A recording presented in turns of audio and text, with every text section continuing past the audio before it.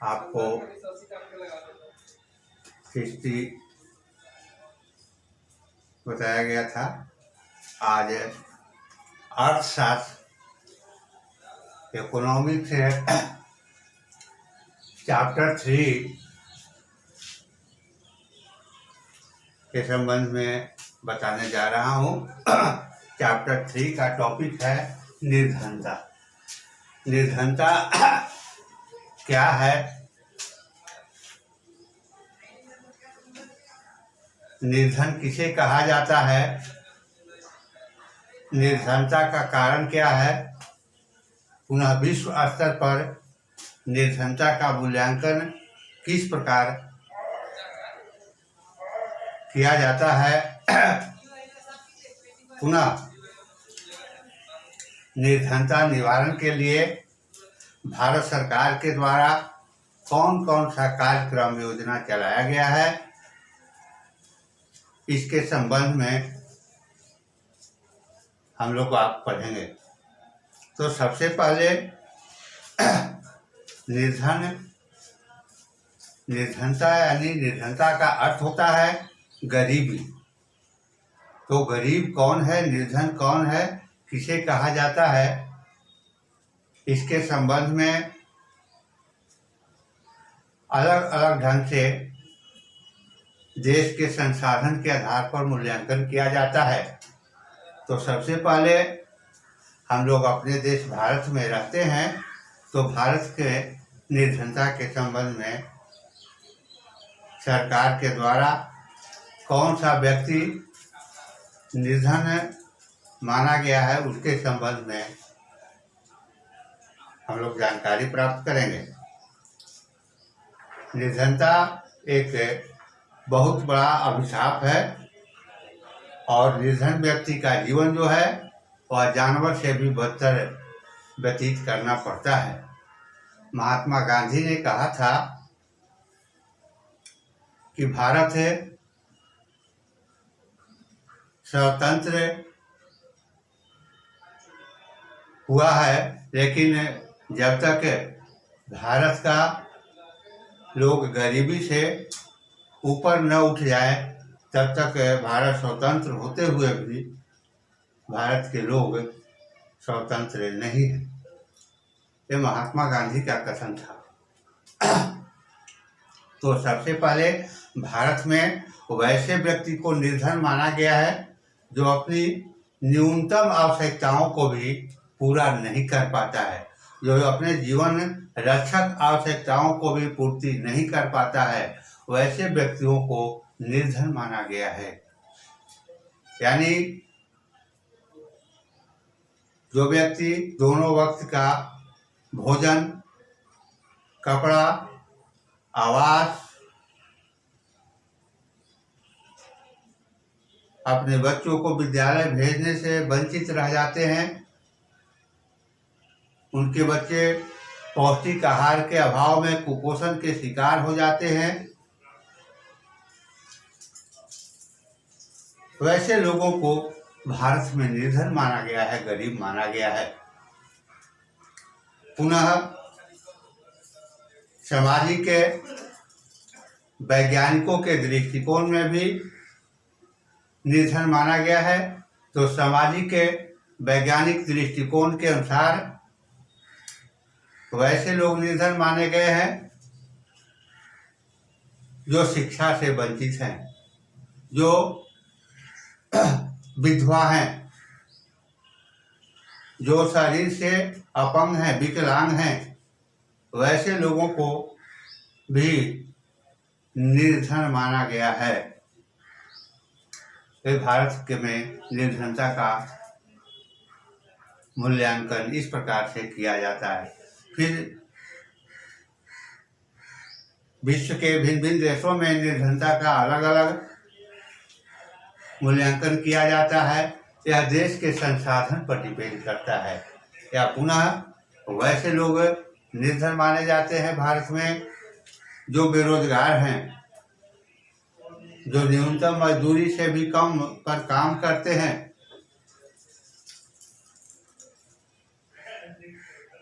उन लोगों को निर्धन माना जाता है। तो भारत में दो प्रकार के निर्धन लोग रहते हैं। एक ग्रामीण क्षेत्रों में निर्धन लोग रहते हैं, दूसरा शहरी क्षेत्रों में निर्धन लोग रहते हैं। तो ग्रामीण क्षेत्र में वैसे व्यक्ति निर्धन होते हैं जो भूमिहीन होते हैं, जो दूसरे के खेतों में काम करते हैं और वह काम उनको पूरा वर्ष भर नहीं मिल पाता है। कुछ दिन उनको काम मिलता है, कुछ दिन का काम नहीं मिलता है, और इसके कारण उनके पास हमेशा समस्या ही बना रहता है। अपनी न्यूनतम आवश्यकताओं को पूरा नहीं कर पाते हैं। मिट्टी और झोपड़ी का बना हुआ घर में वे रहते हैं। अपने बच्चों को विद्यालय में नहीं भेज पाते हैं। जब स्वयं या उनके परिवार के लोग बीमार पड़ जाते हैं तो इलाज के लिए इलाज नहीं करा पाते हैं। वे हमेशा फटे चिटे कपड़े पहने हुए रहते हैं, जूता चप्पल नहीं पहनते हैं। जूता चप्पल उनके लिए विलासिता की वस्तु मानते हैं कि विलासिता की वस्तु है। तो भारत में ऐसे लोगों को निर्धन माना गया है, गरीब है माना गया है। और ग्रामीण इलाकों में इस प्रकार के जो लोग हैं वे निर्धन हैं, क्योंकि उनके सामने एक जीवन बचाने के लिए एक समस्या उत्पन्न हो जाता है और इससे उनका जीवन संकट में पड़ा हुआ रहता है और वे कुछ ही दिनों पर लंबा आयु में जीवित नहीं रह पाते हैं। अभाव में वे दम तोड़ देते हैं। यानी उनके और उनके परिवार के लोगों के सामने एक गंभीर समस्या जीवन जीने का उत्पन्न हो जाता है। और इस प्रकार जो समस्या उत्पन्न होता है जीवन जीने का, अभाव का, इसे हम जीविका संकट भी कहते हैं। यानी उनके समक्ष जीविका संकट उत्पन्न हो जाता है। तो कभी कभी अब शहरी क्षेत्रों में या एक ऐसा भी माना जाता है कि ग्रामीण क्षेत्रों में के लोग जो हैं जो 2400 कैलोरी प्राप्त करने भर प्रतिदिन पौष्टिक आहार भोजन जिनको नहीं मिल पाता है 2400 कैलोरी, वे निर्धन व्यक्ति माने जाते हैं। 2400 कैलोरी ग्रामीण क्षेत्रों में 2400 कैलोरी और शहरी क्षेत्रों में 2100 कैलोरी जिनको प्राप्त नहीं होता है वे निर्धन माने जाते हैं। ऐसा इसलिए माना गया है कि ग्रामीण क्षेत्रों में के लोग ज़्यादा श्रम करते हैं। ग्रामीण क्षेत्रों के लोग ज़्यादा श्रम करते हैं, इसलिए इनको ज़्यादा कैलोरी की आवश्यकता है। शहरी क्षेत्र के लोग शारीरिक श्रम कम करते हैं, इसलिए शहरी क्षेत्र में 2100 कैलोरी प्राप्त करने पौष्टिक आहार नहीं करते हैं तो वे लोग गरीब माने जाते हैं। और ऐसे लोग खास करके शहरों में झुग्गी झोपड़ियों में रहते हैं और वे भी एक अनियमित मजदूर रहते हैं। या देखते होंगे कि बाल श्रमिक जो ढाब में काम करते हैं, ढाबों में काम करते हैं, वे निर्धन होते हैं, गरीब होते हैं। और तो इस तरह से ग्रामीण और शहरी क्षेत्रों में निर्धनता अलग अलग रूपों में पाया जाता है, लेकिन दोनों पर जो है ग्रामीण क्षेत्र और शहरी क्षेत्र के गरीब जो है वे जीवन संकट में पड़ा हुआ रहता है। तो ये निर्धनता का मूल्यांकन भारत में यानी इस प्रकार के स्थिति से जो गुजरते हैं वे लोग निर्धन माने जाते हैं, गरीब माने जाते हैं। तो अब हम लोग यहाँ एक ध्यान देंगे कि 1947 से भारत एक स्वतंत्र देश बना है और उस समय से लेकर आज तक प्रत्येक पंचवर्षीय योजना यानी 5 वर्षों पर चुनाव जब होता है तो योजना बनाया जाता है गरीबी उन्मूलन का। यानी किस प्रकार से गरीबों को ऊपर उठाया जाए, इस प्रकार के जीवन स्तर से उनको ऊपर उठाया जाए। इस प्रकार का प्रत्येक पंचवर्षीय योजना शिक्षा की व्यवस्था, स्वास्थ्य की सुविधा पर, यानी प्रत्येक वर्ष जो है पंचवर्षीय योजना में योजना बनाया जाता है और भारी बजट भी इस पर दिया जाता है। फिर भी ऐसा देखा जाता है कि इस निर्धनता में किसी प्रकार का कमी नहीं हुआ है। यानी 1947 से में भारत का प्रत्येक चौथा व्यक्ति गरीब। यह पुराना डाटा है कि भारत का प्रत्येक चौथा व्यक्ति यानी 400 में 100 व्यक्ति गरीब है। आज लगभग भारत में 130 करोड़ आबादी है, जनसंख्या है। तो इससे आप अनुमान लगा सकते हैं कि भारत में 27 करोड़ से ऊपर लोग आज भी निर्धन हैं। इसमें किसी प्रकार का गिरावट भारत में नहीं आया है। जबकि 1950 से पंचवर्षीय योजना बन रहा है, लेकिन गरीबी उन्मूलन का योजना तैयार किया जाता है, लेकिन गरीबों का संख्या नहीं घट रहा है, गरीबों का संख्या बढ़ते जा रहा है। तो इस प्रकार से कार्यक्रम चलते हुए भी गरीबों का संख्या नहीं घटा है आज भी। यानी 4 व्यक्ति में अगर गिनती करते हैं तो 1 व्यक्ति गरीब है। तो अनुमान लगा सकते हैं कि 130 करोड़ जो भारत की अभी जनसंख्या है, उसमें 27 करोड़ से ऊपर लोग आज निर्धनता का जीवन यापन कर रहे हैं। एक बहुत बड़ा ये समस्या है। इसका मुख्य कारण क्या है? क्यों जो है ये बीमारी खत्म नहीं हो रहा है? वास्तविक रूप में बजट भी तैयार किया जाता है, योजना बनाया जाता है, लेकिन कमी नहीं होता दिखाई दे रहा है। इसका मूल जड़ जो है, एक उदाहरण के लिए आपको बताते हैं कि आपका भारत का संविधान तो बहुत सुंदर संविधान बनाया गया है, जो सबके हित में है, सबके उत्थान की बात को रखा गया है। पिछड़े हुए लोगों को उत्थान के लिए योजना बनाया गया है, उसी के तहत पंचवर्षीय योजना भी बनाया जाता है, लेकिन इसमें किसी प्रकार का कमी नहीं हो रहा। इसका मुख्य कारण है कि मान लिया जाए कि एक 50 लाख का 4 चक्का गाड़ी आप खरीद लेते हैं और रोड पर एक्सीडेंट कर जाता है, तो क्या गाड़ी का दोष है या चालक का? दोष किसका है? चालक का दोष है। चालक की लापरवाही से गाड़ी जो है एक्सीडेंट करती है। यानी गाड़ी का कोई दोष नहीं होता है, लेकिन खामियाजा गाड़ी को भी भुगतना पड़ता है कि गाड़ी का चप्पे चप्पे टूट जाता है। ठीक इसी प्रकार का जो जन प्रतिनिधि आपके जो है, जो विधायक एमपी है, जो सरकार बनाते हैं, सरकार में कार्य करते हैं, आपके लिए योजना बनवाते हैं, लेकिन योजना को आपके सही रूप में गरीबों को नहीं मिल पाता है। और यही सबसे बड़ा जड़ है। एक कागज का पन्ना पर तैयार किया जाता है और कागज पर ही सारा समाप्त कर दिया जाता है।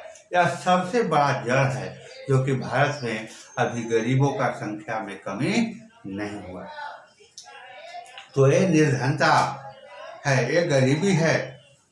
तो निर्धनता निवारण के उपाय जो है सरकार का एक ढोंग सा लगता है।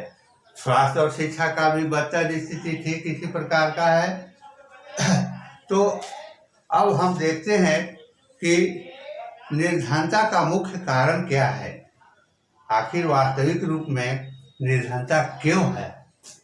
तो निर्धनता का सबसे ग्रामीण क्षेत्रों में वैसे लोग भूमिहीनता पहला कारण क्या है? भूमिहीनता। निर्धनता के कारण पहला कारण क्या है?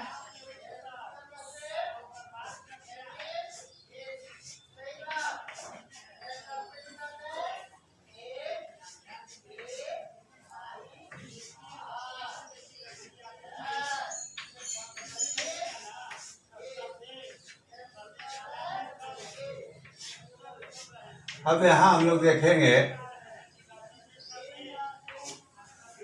सबसे पहला कारण भूमिहीनता है, यानी ग्रामीण क्षेत्रों में, यानी जिसके पास अपना भूमि नहीं होता है उसे भूमिहीन कहा जाता है। ये लोग ऐसे लोग जिनके पास अपना भूमि नहीं होता है और दूसरे के भूमि पर काम करते हैं, और दूसरे के भूमि पर काम करने के बदले में उन्हें वास्तविक रूप में मजदूरी नहीं मिलता है, और साल के पूरे वर्ष उन्हें काम भी नहीं मिलता है। साल के वर्ष के 6 महीने उन्हें काम मिलता है और 6 महीने बैठना पड़ता है। तो यह एक मुख्य कारण है गरीबी का, भूमिहीनता का होना। दूसरा कारण है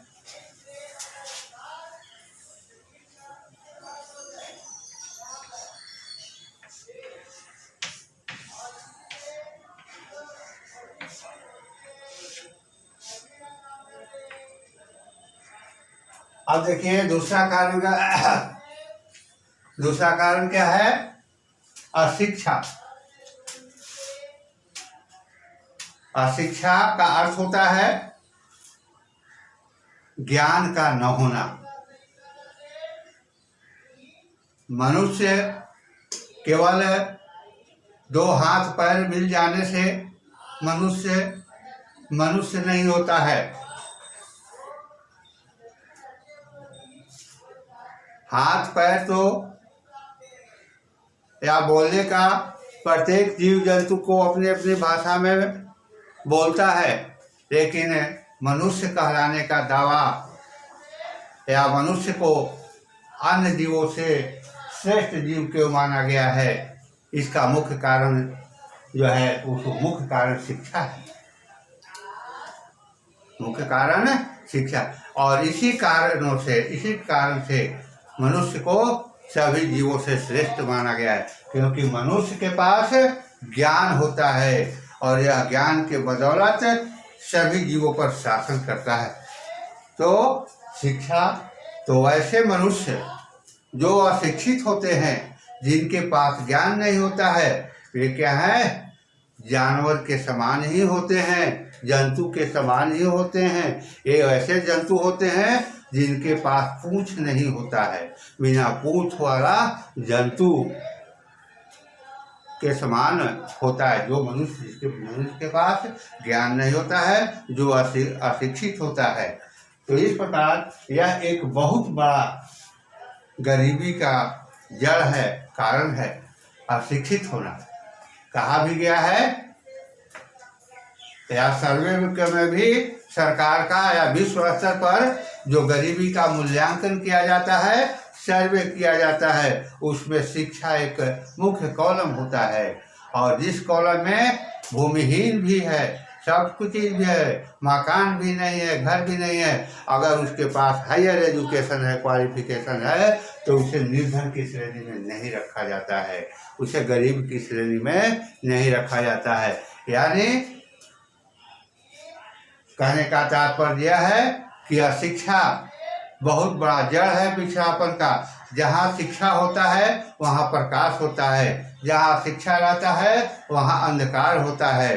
तो ये विकास का जड़ शिक्षा होता है और पिछड़ापन का जड़ अशिक्षा होता है। यानी आप लोग ध्यान से, सब लोग अलग अलग ग्रामीण और शहरी इलाकों में सभी विद्यार्थी रहते हैं, और आपको ऐसा देखने के लिए मिलता होगा कि कुछ ऐसा घर है जो काफ़ी पिछड़ा हुआ है, कुछ वैसा घर है जिसका 3 मंजिल और 4 मंजिल बिल्डिंग बना हुआ है। लेकिन समय के साथ बिल्डिंग जिसका बना हुआ है उसके घर का मान लिया कि 2 लड़का है, और दोनों जो है अशिक्षित हो जाता है, जुआरी शराबी हो जाता है, तो उसका दिन पर दिन गिरावट होने लगता है और धीरे धीरे ये 3 मंजिल का बिल्डिंग जो है वो ध्वस्त हो जाता है और वह फूस और करकट में तब्दील हो जाता है, उसका दिन रात ह्रास होते जाता है। लेकिन एक फूस और झोपड़ी का भी घर देखिएगा, और उसके घर में अगर उसके दो लड़के हैं और दोनों शिक्षित हो जाते हैं, तो वहाँ क्या है, फूस से करकट से बिल्डिंग निर्माण हो जाता है।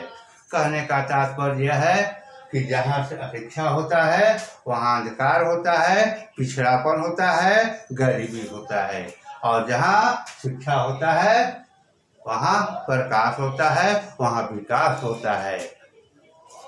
तो मुख्य रूप से यह शिक्षा है। अब अगला हम लोग देखेंगे,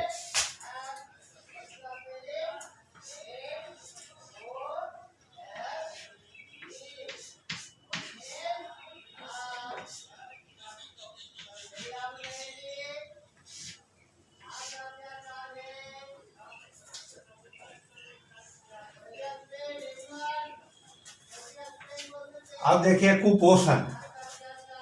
कुपोषण कुपोषण भी गरीबी का मुख्य कारण है, या गरीबी का पहचान होता है। यानी जो निर्धन लोग होते हैं वे गरीबी के कारण अपने बच्चों को पौष्टिक आहार नहीं दे पाते हैं, और इसके कारण से उनका शारीरिक और मानसिक विकास नहीं हो पाता है। वो कुपोषण के शिकार हो जाते हैं और पुनः वे लंबा आयु तक जीवित भी नहीं रहते हैं। तो ये क्या है, निर्धनता का कारण है कुपोषण। और निर्धनता का पहचान भी होता है कि अमुक बच्चा जो है वो इस प्रकार से है, तो स्वाभाविक रूप से लोग अनुमान लगा लेता है कि ये जो बच्चा है वो निर्धन परिवार का बच्चा है, बचपन में पौष्टिक आहार नहीं मिला है, जिसके कारण से इस प्रकार का इसका शरीर का बनावट है।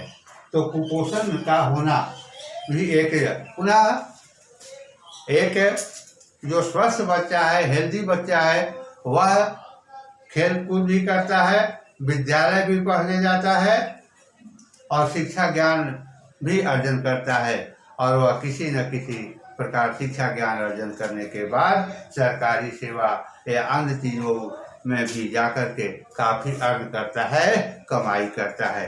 तो इस प्रकार से कुपोषण के कारण भी गरीबी व्याप्त है। तो इन सब कारणों से गरीबी का अनुमान भी लगाया जाता है, गरीबी का जड़ भी है। और इसी कुपोषण, जैसे आज से कुछ वर्ष पूर्व विश्व स्तर का एक सर्वेक्षक वर्ल्ड हेल्थ ऑर्गेनाइजेशन के द्वारा नियुक्त किया गया था, और वह सर्वेक्षक रशिया रूस का था। तो विश्व के सभी देशों का दौरा किया और सर्वेक्षण किया। आपका देश भारत में भी सर्वेक्षण हुआ। सर्वेक्षण के दौरान ऐसा पाया गया कि भारत में गरीबी बहुत व्यापक पैमाने पर है। बहुत सारे बच्चे गरीबी के कारण उनके माता पिता बच्चों को विद्यालय नहीं भेजते हैं। अपने जीवन चलाने के लिए लकड़ी तोड़ने, भेड़ बकरी चलाने या केकड़ा पकड़ने, मछली पकड़ने के काम में लगा जाते हैं। यानी अपने जीवन बचाने के लिए काम में वे बहुत, जिस समय उसे पढ़ने का, खेल कूद करने का समय है, उस समय वे उस कार्य में लग जाते हैं। तो ये गरीबी का मुख्य। दूसरा, विद्यालयों को में दौरा करके और जांच कराया गया। तो जांच कराने के बाद 100 में 90% बच्चे जो हैं वो कुपोषण के शिकार पाए गए। उनके शरीर में ब्लड का कमी पाया गया। और यह जब सर्वेक्षण विश्व स्तर पर वर्ल्ड हेल्थ ऑर्गेनाइजेशन को मिला, तो वहां से इस कमी को दूर करने के लिए वर्ल्ड हेल्थ ऑर्गेनाइजेशन भारत सरकार को बहुत अधिक अपनी एजेंसी के माध्यम से इसको दूर करने के लिए कार्यक्रम योजना चलाया है। वह योजना क्या है? आप देखते होंगे कि विद्यालयों में बच्चों को भोजन का, मिड डे मील का व्यवस्था किया गया है। इसका मुख्य उद्देश्य जो है, सर्वेक्षण में जो बच्चों में रक्त का कमी, कुपोषण का जो शिकार पाया गया, बच्चे भोजन के अभाव में विद्यालय नहीं आ पाते हैं, अपने भोजन की खोज में निकलते हैं। तो इस कमी को दूर करने के लिए भोजन का व्यवस्था किया गया। और यह खिचड़ी का व्यवस्था, भोजन का व्यवस्था जो आपके विद्यालय में चलाया जाता है, वह भारत सरकार का पैसा नहीं है, वर्ल्ड हेल्थ ऑर्गेनाइजेशन का पैसा है। न भारत सरकार का है, न राज्य सरकार का है। इसी तरह से स्वास्थ्य की कमी को दूर करने के लिए, ताकि ये बच्चे कुपोषण के शिकार न होंगे, कुपोषण के शिकार नहीं होंगे, भोजन के लिए विद्यालय जाएंगे, और विद्यालय जाएंगे तो कुछ न कुछ तो पढ़ेंगे ही, कुछ ज्ञान तो अर्जन करेंगे ही, और देश का एक स्वस्थ नागरिक बनेगा। देश का स्वस्थ नागरिक बनेगा, देश का विकास होगा, विश्व स्तर पर मानव का विकास होगा। इस प्रकार से कार्यक्रम इस उद्देश्य की पूर्ति करने के लिए चलाया गया। दूसरा जो देखते होंगे कि ग्रामीण क्षेत्रों में जो आप आंगनवाड़ी केंद्र है, या किसी वैसा बच्चा का बीमारी होता है, उस बच्चा का बीमारी को दूर करने के टीकाकरण का जो कार्यक्रम चलता है, जैसे एक बूंद दवा पोलियो हवा, यह एक भी पैसा आपका भारत सरकार का खर्च नहीं है, न राज्य सरकार का। यहाँ तक कि पूरा का पूरा दवा से लेकर के और उसके कार्य जो करते हैं वो एजेंसी हैं, और वर्ल्ड हेल्थ ऑर्गेनाइजेशन WHO का एजेंसी है, और उस एजेंसी के माध्यम से इस सारा योजना को पूरा विश्व स्तर पर सफल हुआ है, और उसका पूरा व्यय, पूरा भुगतान WHO करता है। तो ये क्या है, एक कुपोषण है, इस कुपोषण को दूर करने के लिए किया जाता है। तो आगे हम लोग और देखें,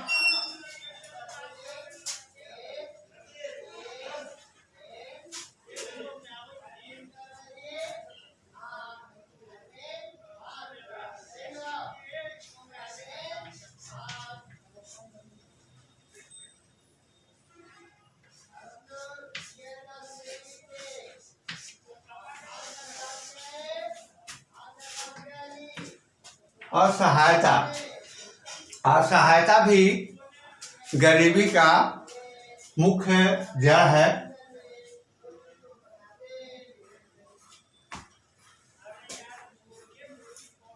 या किस प्रकार से असहायता के कारण गरीबी, असहायता यानी सहयोग की भावना न होना, सहयोग की भावना का न होना ही असहायता है। जैसे अगर किसी के पास पर्याप्त संपत्ति है, उसके आसपास में कुछ वैसे लोग निश्चित रूप से रहते हैं जिनके दोनों शाम का भोजन भी नहीं मिल पाता है, वे अपने बच्चों को सही ढंग से शिक्षा का व्यवस्था, पढ़ाई का व्यवस्था नहीं कर पाते हैं। तो ऐसी स्थिति में जो पड़ोसी हैं उनको किसी प्रकार का सहयोग नहीं कर पाते हैं, और इससे उनका गरीबी जो है घटने के बजाय बढ़ता ही चला जाता है। ये असहायता है, सहयोग की भावना का न होना। लेकिन और वैसी स्थिति में इसका परिणाम, जैसे कहा गया है कि एक आदर्श नागरिक जब तैयार होता है तो किसी को किसी प्रकार का कष्ट नहीं होता है, वह जितना संभव हो सेवा ही करता है। लेकिन वही एक लुच्चा लफंगा निकलता है तो हजारों लोगों को कष्ट देने का काम करता है। तो इस प्रकार से सहयोग जो नहीं किया जाता है असहाय व्यक्ति को, वह भी एक प्रकार का घोर अपराध ही है। वैसे लोगों को सहायता सहयोग करके, और इसका परिणाम क्या देखने के लिए मिलता है कि इनमें हीनता की भावना उत्पन्न हो जाता है। और इसके विपरीत ऐसे लोग जो हैं ज़्यादातर क्या होते हैं, वे गलत कार्य में संलिप्त हो जाते हैं। कुछ खास समुदाय के लोगों में ऐसा देखा जाता है कि उनमें सहयोग करने की भावना, कोऑपरेट करने की भावना पाया जाता है। और इसके कारण हम लोग देखते हैं कि वे लोग अपनी मेहनत से कमाई करते हैं, मजदूरी करते हैं और उस कमाई को आगे बढ़ाने का कार्य करते हैं। ये क्या है, भारत में सिख समुदाय के लोग हैं। कोई भी ऐसा नहीं कह सकता है कि सिख समुदाय के लोग कहीं भीख मांग रहे हैं। भीख मांगते हुए पूरा भारत का कोने कोने में घूम कर देख लीजिएगा, सिख समुदाय के लोग भिखारी नहीं होते हैं, भीख नहीं मांगते हैं। वो क्या होते हैं, गरीब होते हैं। तो गरीब भी होते हैं, तो जो गरीब होते हैं उनके पड़ोसी सिख समुदाय जो होते हैं उन्हें क्या करता है, सहयोग करता है।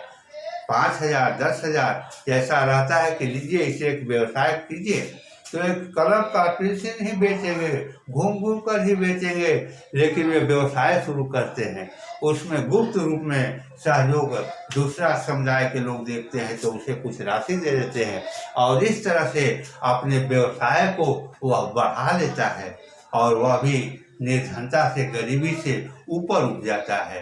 तो यह सहायता के कारण भी गरीबी जो है कम नहीं हो पा रहा है भारत में। और भारत में लेकिन राज्यों के अनुसार भिन्न भिन्न राज्यों में गरीबों का आकलन किया जाए तो अलग अलग है, पूरा राज्य में एक ही प्रकार का नहीं है। तो ये आपका असहायता है, सहयोग की भावना का न होना गरीबी का मुख्य कारण है।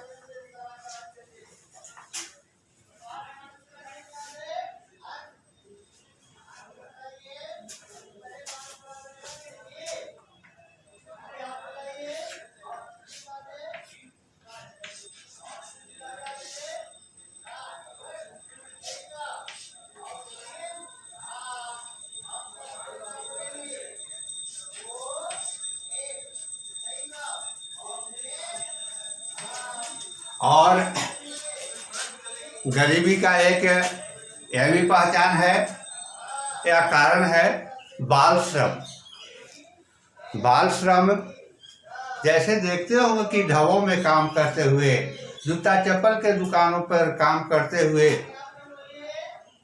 बच्चे दिखाई पड़ते हैं जो नाबालिग होते हैं। एक प्रकार के कानूनी दृष्टिकोण से एक अपराध है। ऐसी उम्र में इन बच्चों को खेलने कूदने और शिक्षा ग्रहण करने का समय रहता है। वह उस समय वे क्या है, अपने जीवन जीने के लिए, अपने पेट को भरने के लिए श्रम करते हैं, मेहनत करते हैं, कमाई करते हैं, और ये उन्हें मेहनत मजदूरी भी को नहीं मिल पाता है, मात्र उन्हें भोजन भी दोनों वक्त का नहीं मिल पाता है। तो ये बाल श्रम भी एक गरीबी का मुख्य कारण है। तो इस बाल श्रम जो कानूनी दृष्टिकोण से भी भारत में, संवैधानिक दृष्टिकोण से भी अवैध है, तो फिर भी जहाँ भी जाइए, ढाबों में देखिए, बस टेम्पू के गैरेज में देखिए, जूता चप्पल के दुकान में देखिए, कपड़ा के दुकान में बाल श्रमिक आपको दिखाई पड़ेंगे कार्य करते हुए। तो यहाँ अब कानून का दोष नहीं कहा जाएगा, यहाँ क्या है, जो कार्यपालिका है, कार्यपालिका का दोष। कानून को सही रूप में ऐसे लोग जो बाल श्रमिक से काम लेते हैं उनको दंडित करने का काम नहीं कर पाते हैं। दूसरा सरकार का दोष यह है कि जो गरीब का बच्चा जो है पेट भरने के लिए श्रम कर रहा है, मेहनत कर रहा है, तो उसके भोजन का व्यवस्था, कपड़ा का व्यवस्था, शिक्षा का पूरा व्यवस्था सरकार के द्वारा होना चाहिए, तभी जाकर के इस समस्या का समाधान हो सकता है। तो यह है आपका बाल श्रम।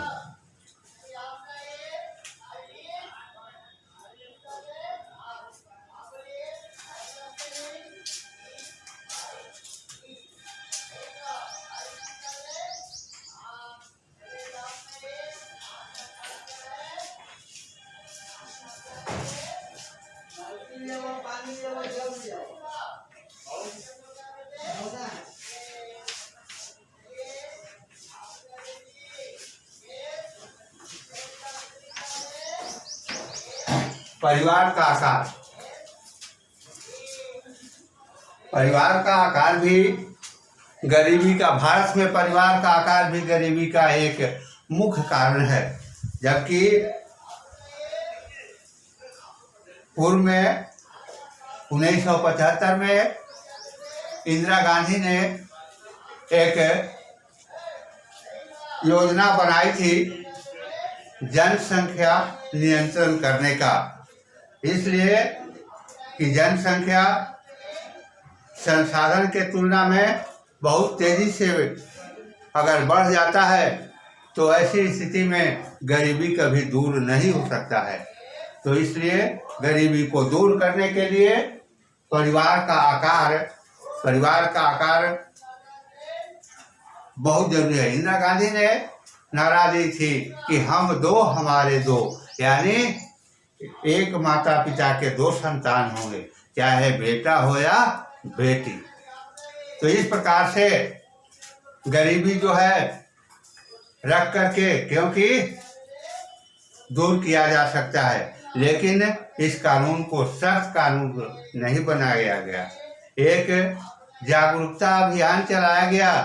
तो इस प्रकार जागरूकता अभियान जो चलाया गया, इस जागरूकता अभियान में जो अशिक्षित लोग जो थे, निर्धन लोग जो थे, वे लोग इसको अमल नहीं कर पाए। कुछ लोग केवल इसको अमल कर पाए। तो इस प्रकार से जैसे जनसंख्या का वृद्धि होता है 2, 4, 8, 16, 32, 64, इस प्रकार जनसंख्या का वृद्धि होता है, लेकिन ठीक संसाधन का वृद्धि जो है 1, 2, 3, 4, 5, 6 होता है। तो ऐसी स्थिति में यदि जनसंख्या तीव्र गति से बढ़ता जाएगा तो कभी भी गरीबी दूर नहीं हो पाएगा। तो यह एक बहुत महत्वपूर्ण कारण है परिवार का आकार। परिवार का आकार जो है वह निश्चित रूप से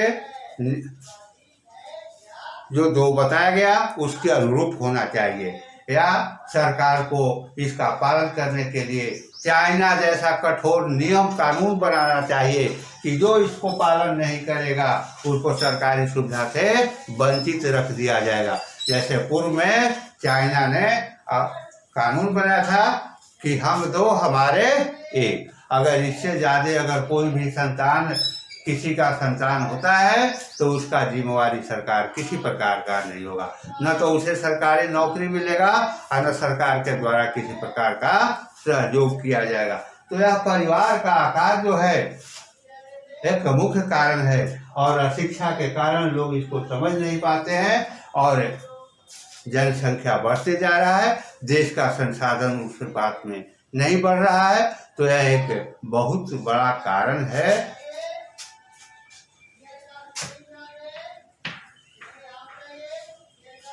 तो इस प्रकार से ये गरीबी के मुख्य कारण है, ये गरीबी के मुख्य कारण है। अगर हम लोग इस पर सही रूप से अमल करेंगे तो निश्चित रूप से गरीबी कम हो सकता है।